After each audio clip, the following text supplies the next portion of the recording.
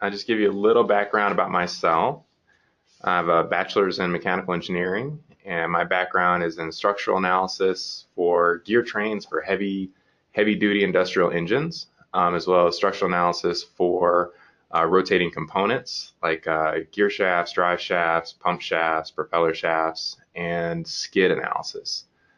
So my background's pretty heavy in finite element analysis, and I do see that most of the attendees here do have a basic understanding of FEA. So that's good, because what I want to talk about today is going to be some of the more advanced tools that are available and how FEA works with the advanced tools and how you can use it to optimize your current process. So the agenda today is we are going to get into simulation a little bit, but I want to focus on sort of an optimization-driven design process for your engineering practice. So how the advanced simulation tools work. So I'll give you a demo of that. And then we're going to talk about Tosca. I'll give you a definition of it, what it means, what sort of problems it can solve. And then I have a couple case studies that you can look at to exactly see how Tosca works. And then we'll jump into 3D printing a little bit because they sort of work hand in hand. All right, so let's get into it.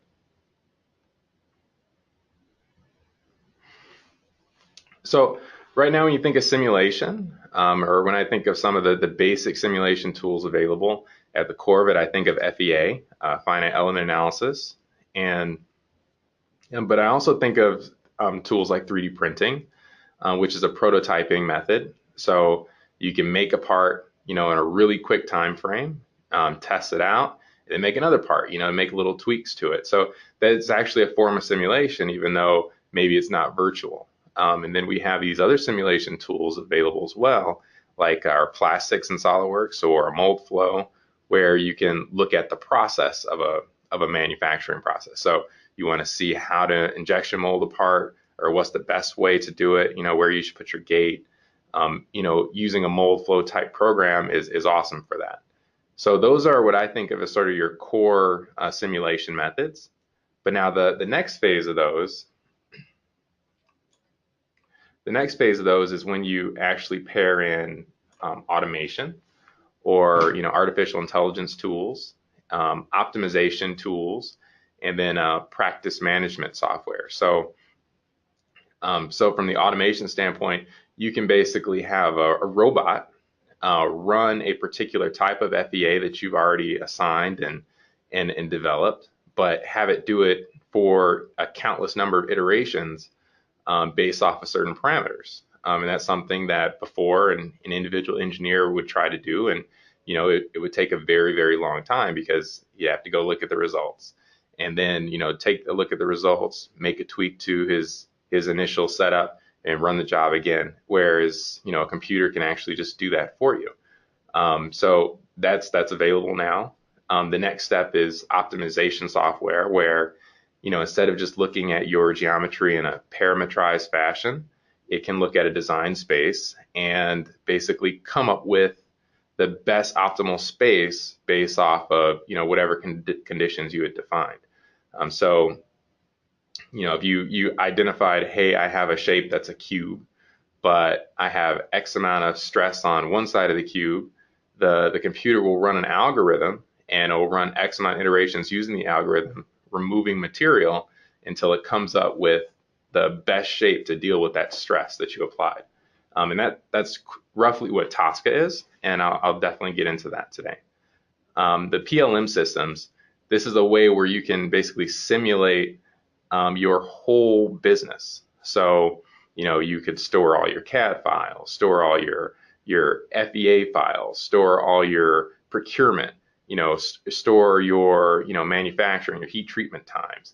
Basically you can store all that data, and then when you have the data, then you can go back and review it, run statistical analysis, find out what your future predictions are. So all these advanced level tools are something that can really take your organization to the next level. So I have a chart here, and I want you to just take a look at it. So these first two lines sort of represent the conventional design development process. The longest line is the traditional, you design it, build it, and test it, right? And then the next step is where you have maybe FEA or simulation in-house. You have a method in-house, and so you design something, you analyze it, you go back to design, but it's still not perfectly optimized. So it will save you time and it'll save you some money, but it's not that significant just yet. But when you pair in, say, an optimization system or an optimization suite, you can really save a lot of time in your development and save a lot of money because you're allowing the auto functionality of tools, artificial intelligence, to really help drive your design.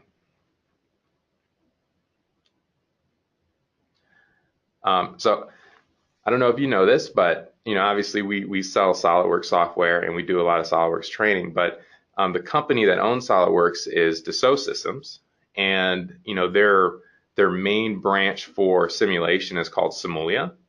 And so we have a video from Simulia which deals with their automation tools, EyeSight, fatigue simulation software, FESafe, and their core structural analysis software, Abacus.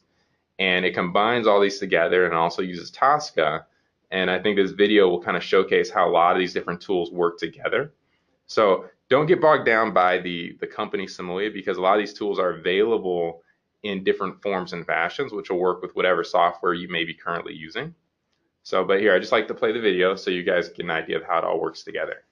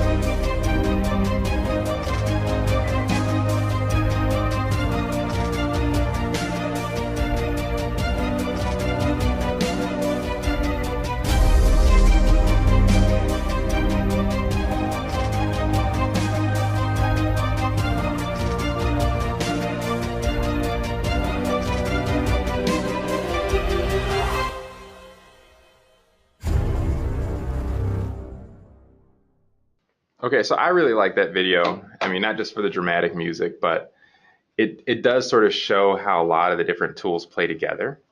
And I think so there's a lot that was actually going on in that video. And so I'm trying to break down what you saw. So from this chart here, everything is driven from the initial FEA analysis that's set up, and that's set up using Abacus. So again, the particular software is not really what's important, but you have your structural analysis, and then what they want to do is optimize the disk break, right? And so the outer ring, they first need to do a thermal analysis to find out what's the optimum hole pattern for the carrier piece. And so they use EyeSight, which is the artificial intelligence, the automation software, which is going to run countless number of iterations to find what's the optimal outer ring design. And then once that's established, then they'll move over into their next process. And their next process was, well, for our center disk, we want to optimize it. We want something that'll be the lightest, that will use the least amount of material, while also providing a great cycle life or a great stress durability.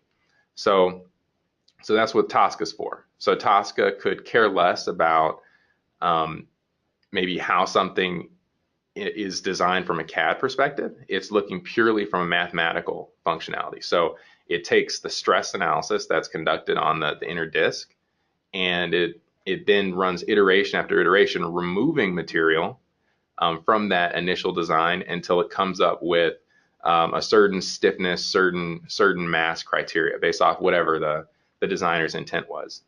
And then you can run another set of TSCA with your fatigue study analysis, and it will do something similar. So you run your fatigue study and you find, oh, I have this cycle life and I want to improve my cycle life.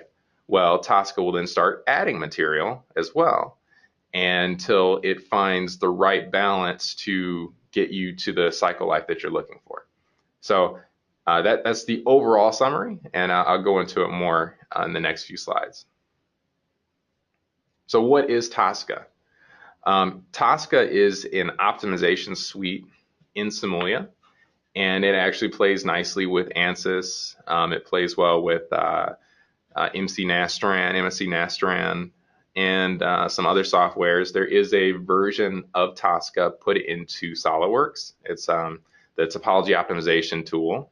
And there's also a TSCA that will work with fluids as well, like with STAR CCM. But what is it? It's an optimization software that's going to look at a design space, and it will remove material or add material to the design space for a particular function. So if you set a condition where I want to get 30% less volume, but I want to maximize the stiffness at that volume, then TSCA can do that. If you say I want to shift my frequency, you can run TSCA to do that as well, and it will remove material to shift your frequency, or add ribbing to a sheet of metal to increase frequency. So there's a lot of different things that it does, but it's not looking at your shape from a parametric standpoint. It's just looking at your shape from, it's like surfacing. So we'll focus on the topology side, which is trying to create lighter and stiffer, and the shape optimization, which is for the fatigue. So it will minimize any stress concentrations.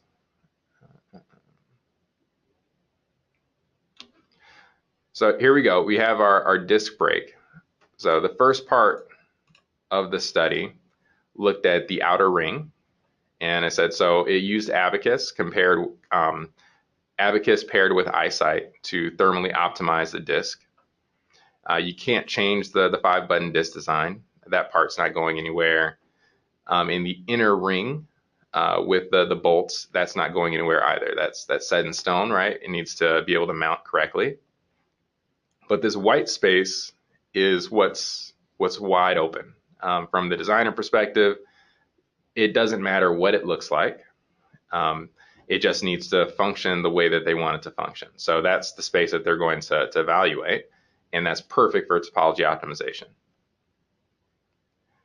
Traditionally, right, using the conventional method, the CAD engineer would design something, then they would run an analysis on it, and then the CAD engineer would design something else, they'd run an analysis on it, and back and forth.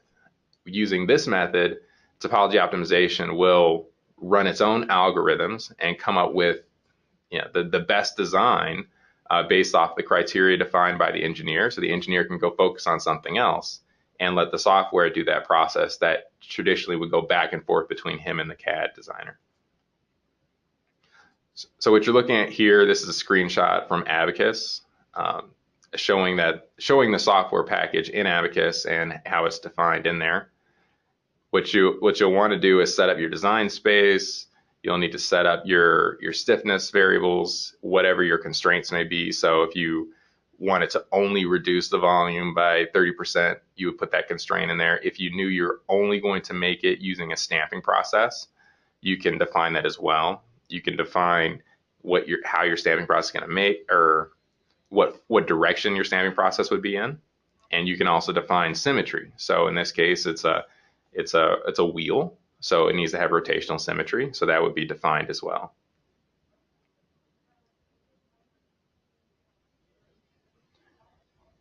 And now you actually put the software to work, and as you're going to see here, the blue space will change based off the subtractive algorithm built into TSCA. Now it's all driven off the core stress analysis that was initially conducted, but what it'll do is it will remove material for each iteration until it comes up with whatever is the optimal design based off of the initial stress analysis and the engineer's supplied constraints and end goal. So as you can see here, they went from their initial design to this star pattern, which gave them a 30% weight savings and actually doubled their stiffness. And it did take into consideration stamping, because that was important.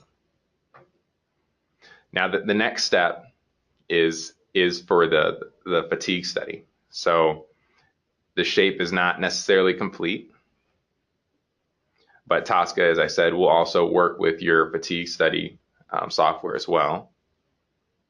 And in this case, so here you have a fatigue analysis. So you see the stress plot of the fatigue analysis. Now, when you pair it with, say, the automation tools, you're able to put in all the different types of conditions that you could expect your end user to run into. So traditionally, maybe you would have to put in one user case, and maybe that would take a very long time to run that study. But if you have an automation tool in place, you can define 20 different user cases, and you can have the software run through all those different processes, on its own. So it'll finish one user case and start the next one, and it'll keep going. And maybe it takes 2 weeks to run, maybe it takes 2 days to run. However, that's more time that your engineer can spend developing a process as opposed to kind of the grunt work in that regard. So here, if you notice the triangle shape is altering, it's reshaping. And what's going on is Tosca is looking at the design, and based off the engineer specified criteria, it's reducing the stress concentrations. By adding material in key locations, it's shifting where the stress concentration spikes were before, which will ultimately increase your fatigue life. And this is called shape optimization. This is also a functionality of Tosca. So by implementing this practice, or this process into the practice, they were able to take their initial design from a 340K cycle life to over 10 million cycle life. And this is without trying to do some, sort of CAD educated guesswork to adjust the geometry, but using the software algorithms to actually adjust the geometry for them.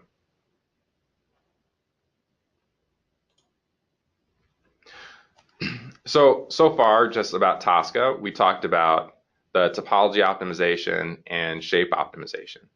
So recap, topology optimization, it's going to it's going to subtract material or add material to come up with a max stiffness versus weight ratio. And then your shaping is designed mainly to reduce local stress concentrations. And it will increase your durability by doing so, right? So increase your fatigue life. But there's some other features in Tosca. For instance, if you want to optimize your sheet thickness over the course of a whole sheet for whatever purpose, you can reduce your mass and save weight that way. Or if you have another sheet metal type application and you want to increase the stiffness, you can add beading or ribbing to your structure. And Tosca will add the beading to that structure, again, based on an algorithm, not based on what would be a traditional design method.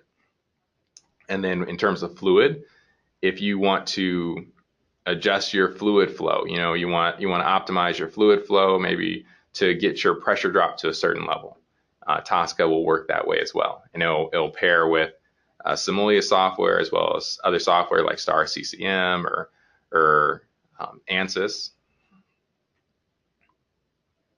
So I have an example for you. This is courtesy of Sony, and actually I have this guy here. So if you can see that this giant metal plate on the bottom, this is very traditional of the TVs and monitors, but it's heavy and it has a lot of weight to it, and that's something that these guys have tried to move away from. So Tosca was the perfect solution to come up with a better design.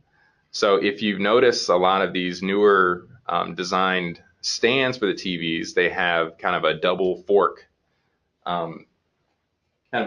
shape, or this one where it's just a wing, a wing and extended. So it's not by mistake though. These are actual FEA studies and analysis that have been conducted to come up with a better design. And so here Sony actually used Tosca to come up with a better design. So the goal for them was, hey, we have this metal plate. It's costing us a lot of money and it's heavy. How can we make that better?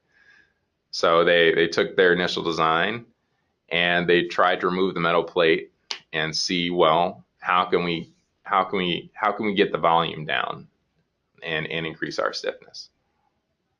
So running Tosca, as you see here, it's a subtractive algorithm. So what it's doing is it starts with the design space and it removes material in a fashion until it finds what makes the most sense for the end result. So that's what it looks like coming out of the software, but that's not very useful for your CAD tool. So the software will then smooth over all of the actual mesh that's been created, so that you actually get a geometry that's usable. And this can be exported as an IGES or a STL file, and so it's useful for most CAD software. Now, what Sony did with that for this particular case, they didn't go with the go back one. They didn't go with the double fork design, but they used it as insight for making a new plate. So they took that structure, they found out where the stiffness and buildup of material was, and they added ribbing to their actual plastic plate so that it was something that they could manufacture in an easier fashion, or it was typical of their already existing manufacturing process. But they added ribbing based off of the Tosca analysis. Here's another one for you. So this one is a washing machine spider arm. And again, same sort of scenario. Well, we have the spider arm, it's made out of aluminum, but we want to reduce the weight, right? That's the name of the game for a lot of things. Material costs money, so any way that you can, shave off your material costs, it's going to be a plus for you. So in order to run Tosca, you have to define, well, what parts of the existing part has to stay there. So what do I want frozen, and what sort of constraints do I want? How far can the arm move? Is it symmetrical? So first you conduct your stress analysis, and you always have to start with the stress analysis. So if you notice the Tosca in SOLIDWORKS, if you had a chance to play with it, it is in Sim Pro and Sim Premium. But if you've played with it, it starts with the stress analysis. And that's kind of how it works with any of the software. But you start with a stress analysis, so the software itself has a base to work from. And then you apply your variables to the optimization, and that way it will work towards achieving some new shape based off of the stress study that you were conducting. So in this case, they found their current displacement was 0.29 millimeter, but they decided that they could live with the displacement from the ends of the arm by 4.5 millimeter. So that was good for them to know. And whatever their volume, whatever mass they want to reduce the shape by. And so when I'm talking about displacement, I mean through the plane here. So this is the cross section, but going into the window or coming out of the window is how much they decided the arms could move. And they applied a rotational symmetry here as well, so that whatever happened to one arm would happen to the others as well.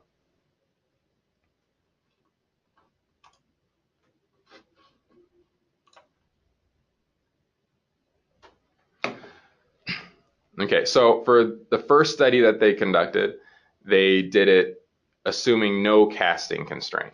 And we'll get back into this because that's an interesting point.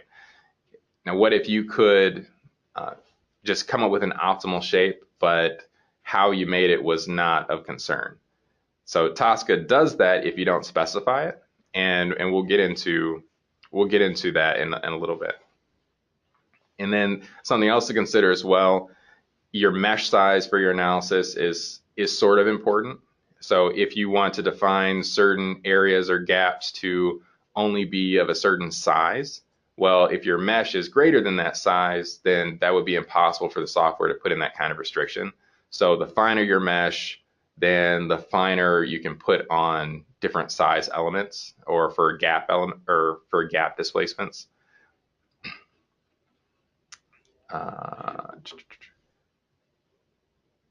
And then for this study, tetrahedron mesh was used, and symmetry, rotational symmetry is put in place. But something to consider, the software will run a rotational symmetry even if your mesh isn't completely symmetrical. However, it may not be perfectly symmetrical when the analysis is completed. So that's not necessarily a big deal, but it's just something to note. For the study, they are trying to minimize the volume. And again, they decided that their arms can move, have a displacement of 4.5 millimeter. So here we go. If you can see the results here, what you're looking at in the top left graph, it's actually showing that they ran the simulation for 30, like say maybe 32 iterations in Tosca. And so it started from its initial stress analysis, and then it keeps subtracting material until it comes up with the maximum displacement allowable. And as you can see here, without taking into consideration the manufacturing process, it was able to remove 47% of the initial volume to achieve the max displacement allowed and still be within their initial stress analysis. So as you can see here in this next picture, you get a close-up of one of the arms, and you sort of have that bone structure. So there's a lot of voids in the material, which you probably not going to be able to manufacture that with a traditional process. But you can, again, export this information out as a STL or IGES. So now, the realistic study that they did, so they did the exact same study, this time putting in a casting constraint, using probably the same process that they made the original arm. And they said, okay, we have a casting constraint in the Z direction. But all other constraints were still there. So you have the 4.5 millimeter displacement and the symmetry constraint. But look at that difference. Basically, they're only able to remove 15% of the volume to achieve that displacement. So if you really want to be able to use Tosca at its maximum, then you're going to end up with these crazy voids, which if you can use something like 3D printing, then that would be amazing for you. But if not, you can still put in the casting restrictions, and 15% volume savings can actually still be quite worthwhile. But it's just something to consider. Tosca works best at creating crazy shapes. Most of them actually start looking more, natural shapes, like bone type structures, but they're not going to be shapes which you would have naturally just designed. But because it's based on a subtractive algorithm, which it does not care about basically the standard aesthetics or the standard structure. It's looking at what is optimal for the end goal that you're trying to achieve. So there's a lot of companies now that are looking at 3D printing as options. And one of them right now that's using 3D printing and Tosca and lattice structures is Adidas. So I don't know if you've seen this shoe around, but that whole sole of the shoe is completely 3D printed, and they've been experimenting with this for a little while now. There's a lot of other companies that are looking at 3D printing as an option, and it's something that if you can find a way to produce your product with a 3D printer, then Tosca is something that you absolutely want to be able to use with that functionality. But all in all, I mean, what does it come down to, right? So we have these simulation tools, and as I was saying, sort of, if you're looking at the optimized design, process, the whole goal is to accelerate your product development cycle, be able to find out what makes the most sense from your customers, reduce your trial and error, save you a lot of money. I heard something before. It said, a dollar change in design is worth $100 down the road in production, but it's worth 1,000 or 10,000 in the field. So it's the earlier in the design process that you can come up with the best design, then the better for you. And that's what these type sort of tools are all about. Applications where these will actually have a function in the real world. The exoskeletons. That's something that's gaining a lot of traction right now, and they have a lot of different functionality. So they're in the actual industry, on the manufacturing floor. There's a lot of people that are wearing these exoskeletons and it's not necessarily for heavy lifting, but it's repetitive lifting. So they're constantly holding their arms over their head, constantly, working on something in a weird angle. It provides that support for them. And the thing is, these outfits, these exoskeletons, are only going to get lighter or use different materials, and Tosca would be something that's pretty ideal for different components. They're being used for people with disabilities, used in the military, drone technology. I've seen some demos already talking about drones being 3D printed. And so, as more and more drones come out for different purposes, optimizing them for flight and to carry packages, that's going to be something that's available. The phone companies are using the advanced software. Any industry where being light is a factor, then these tools are obviously going to be a factor. So implants, prosthetic limbs, even strollers, plane industry, auto industry, etc.